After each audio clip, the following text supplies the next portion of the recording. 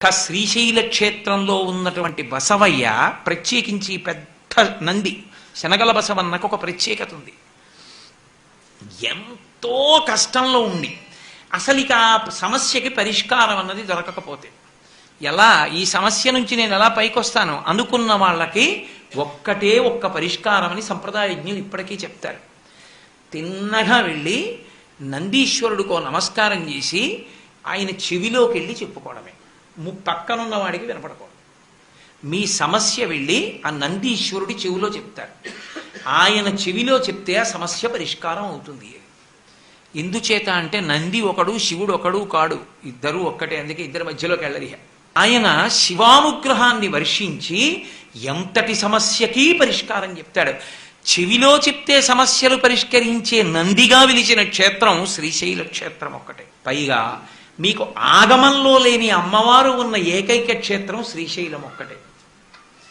మీకు ఆగమాలని కొంచెం జాగ్రత్తగా పరిశీలనం చేస్తే కామేశ్వరి అని అమ్మవారికి ఒక పేరు. మహాకామేశ్వరి, మహాకామేశ్వర అంటారు.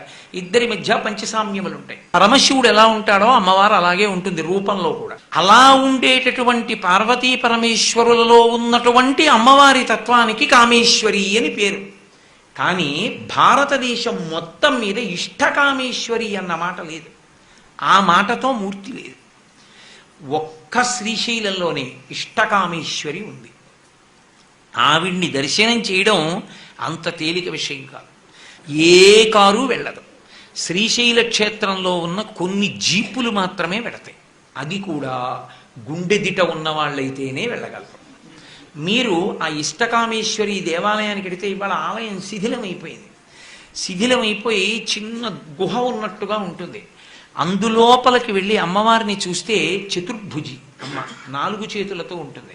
2 చేతులతో వైష్ణవ సంప్రదాయంలో లక్ష్మీదేవి ఎలా తామర మొగ్గలు పట్టుకుంటుందో అలా తామర మొగ్గలు పట్టుకుంటుంది. కింద 2 చేతుల్లో భారతదేశం మొత్తం మీద లేదు ఇంకటువంటి మూర్తి. అక్కడొక్క చోటే ఉంది. ఒక చేత్తో రుద్రాక్షమాల పట్టుకుంటుంది, ఒక చేతిలో శివలింగాన్ని పట్టుకుంటుంది. పట్టుకుని యోగినీ స్వరూపంలో ఉంటుంది. ఇప్పటికీ పెద్దలు చెప్తారు, కామేశ్వరి అని పిలవడానికి సాధారణంగా తంత్రంలో కామేశ్వరి స్వరూపం ఎలా ఉంటుందని చెప్తామో అలా లేదు కదా. ఇక్కడ కామేశ్వరి 8 చేతులతో ఉంటుంది.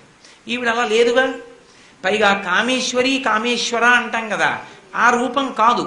మరి ఇష్టకామేశ్వరి అన్నది లేదు. మరి ఎందుకు వచ్చింది ఈవిడ అంటే, ఒకానొకప్పుడు శ్రీశైలంలో ఒక రహస్యం ఉండేది. ఎంత గొప్ప కోరిక తీరాలన్న వాళ్ళైనా సరే తపస్సు భంగం అయిపోతోందనుకున్న వాళ్ళు కూడా. ఎందుచేత అంటే శ్రీశైలానికి ఒక్కదానికే ఓ లక్షణం ఉంది. ఉత్తర భారతదేశంలో ఉజ్జయినికి ఉంది, కాశీపట్టణానికి ఉంది.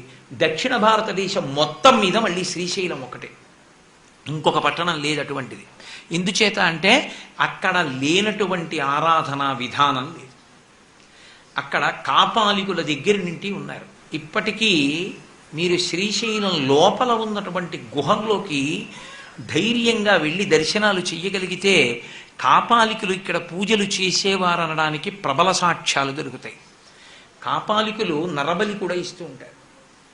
అటువంటి కాపాలిక స్పర్శ కూడా క్షేత్రానికి ఉంది. అంతేకాదు, అక్కడ స్పర్శ వీధి చేత ఒకానొకప్పుడు సిద్ధనాగార్జునుడు శ్రీశైలం కొండనంతటిని బంగారంగా మార్చే ప్రయత్నం